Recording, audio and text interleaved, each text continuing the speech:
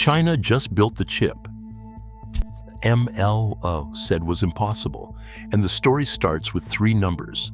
0. That is how many companies until last December had built a working extreme ultraviolet lithography machine outside one address in Veldhoven, Netherlands. 4. That is how many years a lab in Shenzhen needed to do what took ASML 2 decades and $7 billion. 60. That is the chip yield Chinese manufacturers are now chasing, up from 20%. You heard that right, a fraction of the budget, matching a 2-decade monopoly. Picture the Empire State Building rising in the time it takes to build a garden shed. And the craziest part is not the machine, it is who built it.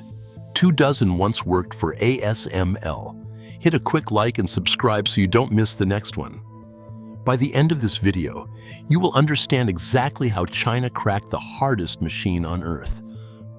For nearly 2 decades, one machine has decided who gets to build the future, and it sits inside a single Dutch company called ASML in the small city of Veldhoven. Engineers love it because it solved a problem physicists once considered unsolvable, printing circuits smaller than a strand of DNA using nothing but light itself. Manufacturers love it because it turned an impossibly precise process into something repeatable, millions of times a day, on wafers barely the size of a dinner plate, each one holding billions of individual transistors. Governments love it because it gave the entire semiconductor economy, worth over $600 billion a year, a single reliable choke point they could monitor and control without firing a single shot. That control did not happen by accident. ASML poured more than $7 billion and 17 years into perfecting a machine that fires a laser at a droplet of molten tin 50,000 times a second, vaporizing it into a plasma that emits ultraviolet light at a wavelength of 13.5 nanometers, thin enough to etch details a human hair could swallow 10,000 times over and never notice the difference. Think of it like a woodworker's chisel that got so precise, it stopped carving grooves and started carving individual atoms, one by one, without a single slip of the hand. So why didn't anyone else solve this sooner? Because the physics alone took the combined effort of German optics makers, American laser researchers, and Dutch engineers the better part of 30 years to tame, and every one of the 100,000 components inside the finished machine has to hold a tolerance smaller than the width of a single strand of spider silk. Each completed system takes months to assemble and ships in dozens of shipping containers, then requires a team of specialists weeks just to calibrate on-site before a single wafer can pass through it. A single unit can run well over $150 million, and the waiting list stretches years into the future. Here is the part that most people get wrong. This was never really about one company's genius. It was about an entire ecosystem nobody else could replicate, protected by patents so dense that even attempting to copy it looked like a fool's errand to most of the industry. That fortress held for a generation, quietly, reliably, almost invisibly. It is about to be tested in a way nobody predicted, by a country that spent 5 years being told the test was unwinnable. The flaw was never in the machine. It was in the fact that only one machine of its kind existed at all, anywhere on Earth, built by one company in one country. This is not about a single company having an advantage. It is about an entire global industry, from smartphones to fighter jet avionics to hospital MRI scanners, depending on roughly 150 EUV systems a year. Each one built almost entirely by hand inside a single Dutch facility, with a years-long waiting list attached to every order. When the United States barred ASML from selling its most advanced machines to China in 2019, the effect was immediate and brutal. Chinese foundries were locked out of sub-7-nanometer chip production using the standard playbook, forced instead to squeeze 5-nanometer class performance out of machines designed for a previous generation.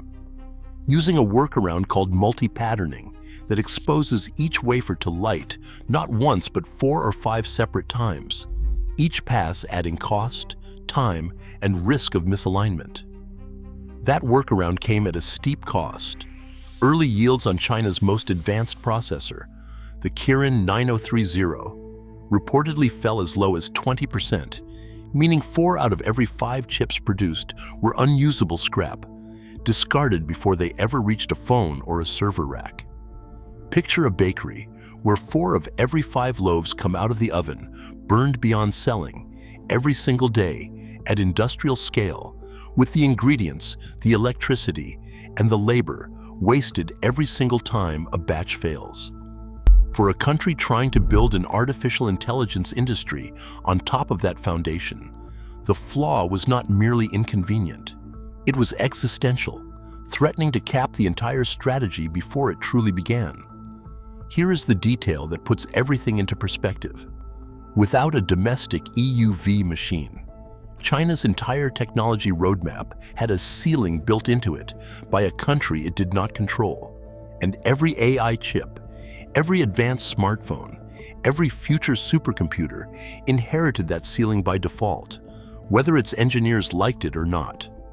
Rumors of a workaround had circulated in trade publications for years, dismissed by most Western analysts as more propaganda than physics.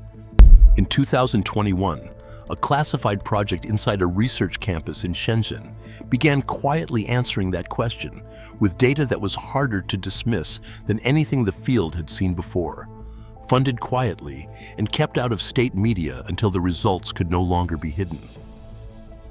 Name the people first, because this was never one lab working alone in isolation.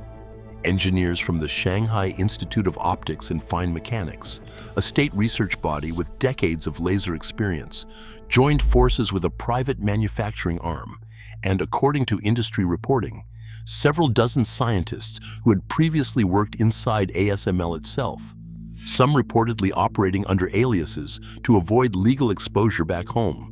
Aware of the $845 million judgment ASML had already won against one former engineer for stealing trade secrets. The core idea sounds almost too simple once you hear it. Instead of copying ASML's method of generating ultraviolet light with a carbon dioxide laser system the size of a small truck, the Shenzhen team chased something ASML itself had tried and deliberately abandoned years earlier: a solid-state laser design, more compact and far cheaper to build. ASML had walked away from that approach because early versions converted too little energy into usable light to ever support mass production economically. The Chinese team kept refining it anyway, year after year, quietly logging small gains most outsiders never saw, eventually reporting a conversion efficiency of 3.42%, edging toward the threshold engineers consider viable for real manufacturing use. Think of it like two chefs handed the exact same recipe. One gives up the moment the sauce keeps breaking, tosses the pan aside, and moves on to something easier, while the other keeps adjusting the heat, the timing, and the ratios for years until it finally, stubbornly, holds together on the plate. Here is what most people get wrong about this story. China did not simply reverse engineer ASML's finished machine overnight in some garage. It revived a method the market leader had already rejected as a dead end and made it work through years of patient, incremental refinement, reportedly combined with salvaged secondhand components and reverse-engineered subsystems in what analysts now call hybrid engineering. What changed was not one single breakthrough insight arriving in a flash of inspiration. It was the slow, deliberate accumulation of small fixes to a discarded idea. Run for years inside a facility few people outside China even knew existed, staffed by a team that grew from a handful of researchers to several dozen. The lab finally had a working, stable beam, generated inside a chamber the size of a small shipping container, monitored around the clock by engineers working in shifts. The question that remained was brutally simple. Start with the honest number. The Chinese system currently produces an ultraviolet beam with roughly 100 to 150 watts of power, Compared to the 600-watt benchmark ASML's commercial machines already hit today, up from just 250 watts less than a decade ago, with a 1,000-watt version already announced for later this decade. But here is what that number actually means in practice. A research prototype does not need to expose wafers at full commercial speed, spitting out over 100 wafers an hour like ASML's production machines do. It needs to prove the underlying physics works at all, and on that single measure, the hardest one, the Shenzhen lab has already crossed a finish line almost nobody expected it to reach this soon. Power output from here is fundamentally a manufacturing and engineering problem, solvable with money, time, and iteration. The same way a car company scales one hand-built engine prototype sitting on a workbench into a functioning assembly line, producing thousands of units. It is no longer a fundamental physics problem, and that single distinction changes everything about the realistic timeline ahead, shrinking it from an open-ended question to a scheduling exercise. The unexpected advantage sits in the supply chain surrounding the machine, not the machine itself. China's ability to source raw materials domestically, from silicon wafers to specialty gases to precision optics, has already improved faster than most analysts predicted for a target once considered even harder than EUV itself. There is also a non-obvious use case already paying off today, right now, before mass production ever begins. Validating this physics package helps calibrate cheaper, non-EUV production lines that Huawei and its partner SMIC are already using to build current-generation chips at scale, in factories running today, shipping phones and servers this quarter. Here is the part that blows people's minds. Even a machine still years away from mass production changes how every buyer, supplier, and rival planner behaves right now, from Seoul to Santa Clara, because certainty about the physics removes the single biggest question mark hanging over China's entire semiconductor strategy. The question was no longer whether an extreme ultraviolet beam could be generated outside the Netherlands. The question became who would turn that beam into a working factory first, how many years that would take, and how fast the rest of the industry would need to respond to a timeline nobody had budgeted for. On December 17, 2025, state media and industry reports confirmed what had been rumored in trade circles for years. A high-security research campus in Shenzhen had validated a functioning prototype capable of generating a stable 13.5-nanometer beam and using it to expose an actual silicon wafer, not merely a test target in a sealed chamber somewhere. The field matched the forecast. For an industry that has been burned before by lab claims that quietly disappeared a year later without a trace, that distinction matters enormously because a beam that survives contact with a real wafer under real production-adjacent conditions is a categorically different achievement than a promising result trapped inside a controlled laboratory environment. It matters more here than in almost any other branch of engineering, because lithography tools live or die on repeatability across millions of exposures, day after day, for years on end. Not a single clean one-time demonstration staged for the cameras and forgotten a week later. One detail lowered the barrier further. Reports indicate the project relied in part on second-hand components sourced originally from Nikon, Canon, and even ASML's own supply chain, salvaged, refurbished, and repurposed piece by piece, meaning the team did not have to reinvent every subsystem from raw materials alone, saving years of parallel development along the way. That detail is publicly documented in reporting drawing on the same open industry filings, customs records, and trade data that outside analysts have cross-referenced for years, rather than relying on state announcements alone, which have historically been treated with skepticism by the same analysts.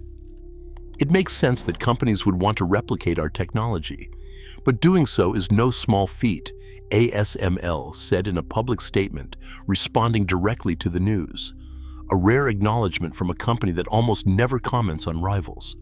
If the idea that one droplet of molten tin now threatens a monopoly worth tens of billions of dollars surprised you, the next part is going to be even harder to believe. Hit subscribe so you're there when we cover it. It started with one narrow application where proving the physics mattered far more than commercial scale output ever could. Then it spread outward from there, into supply chain confidence, into investor sentiment, into boardroom conversations across the industry, and into national industrial planning at the highest levels of government. The claim now had receipts, verifiable in trade filings, rather than press releases alone.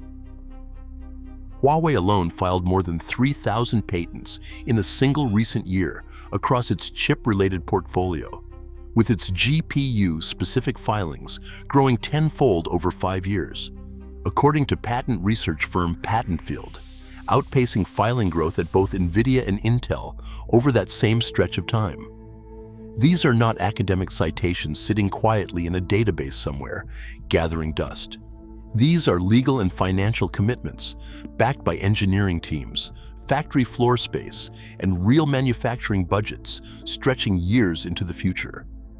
Shanghai Microelectronics Equipment, China's homegrown lithography toolmaker, filed its own patent for an extreme ultraviolet radiation generator years earlier, a filing now viewed by analysts as an early building block for exactly this kind of system.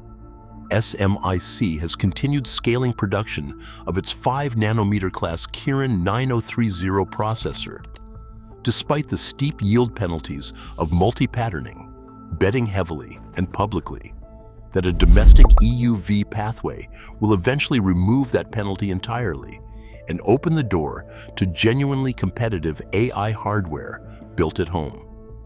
Meanwhile, ASML itself has kept investing at a scale that shows how seriously the incumbent takes this threat, closing out the year with a backlog near $46 billion and authorizing a new share buyback worth over $14 billion through 2028, even as its stock climbed more than 100% over the past 12 months alone.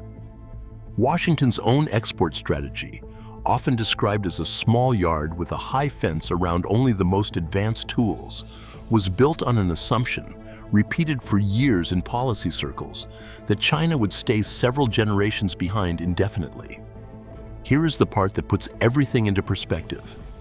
In any market where a 5 or 10% cost advantage decides who wins a foundry contract worth billions of dollars over years of production runs, a technology that closes even part of that gap is not a passing trend. It is a competitive pressure no serious company in Seoul, Taipei, or Santa Clara can afford to ignore for long.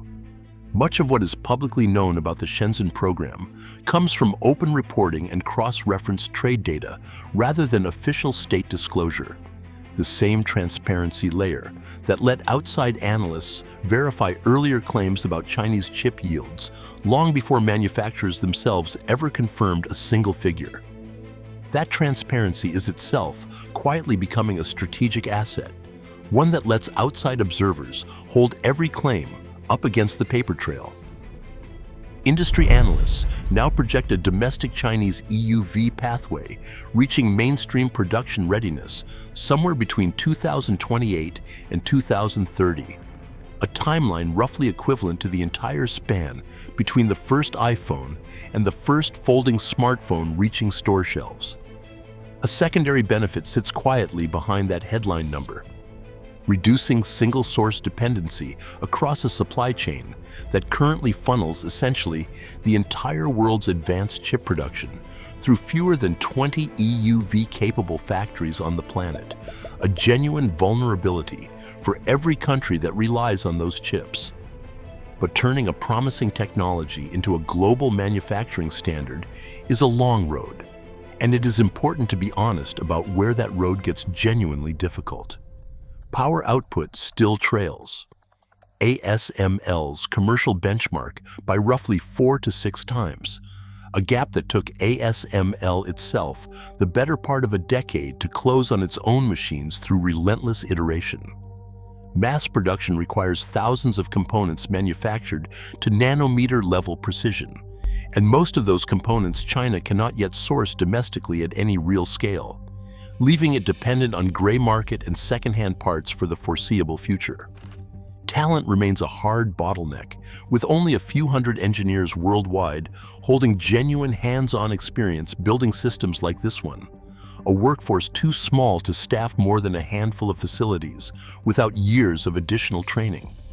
Export controls on adjacent tools, from specialized mirror polishing equipment to specific industrial gases and photoresist chemicals, could still slow the supply chain considerably, even after the core physics problem is fully solved.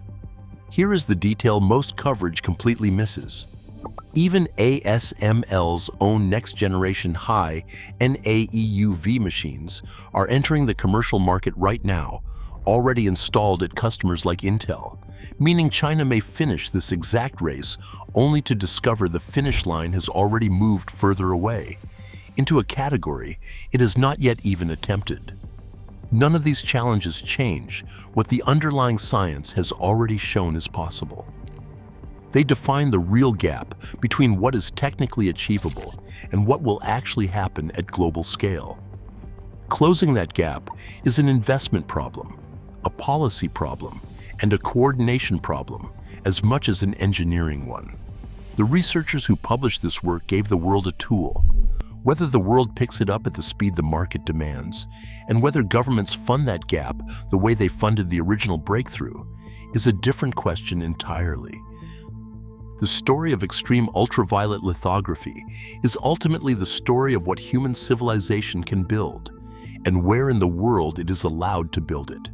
For nearly 20 years, that answer was one small city in the Netherlands, and every country without a seat at that table, from India to Brazil to most of Southeast Asia, quietly inherited a technology ceiling they never had any hand in setting for themselves, paying whatever price the single available supplier chose to charge. A domestic Chinese pathway does not immediately close that gap for the rest of the world, but it does prove something important. The monopoly was never a law of physics carved into the universe. It was a temporary accident of who happened to get there first, and accidents of history do not last forever.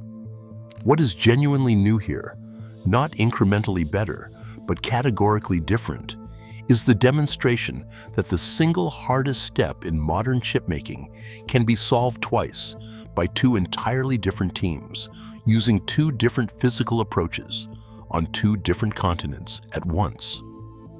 That is not a minor improvement on an existing idea.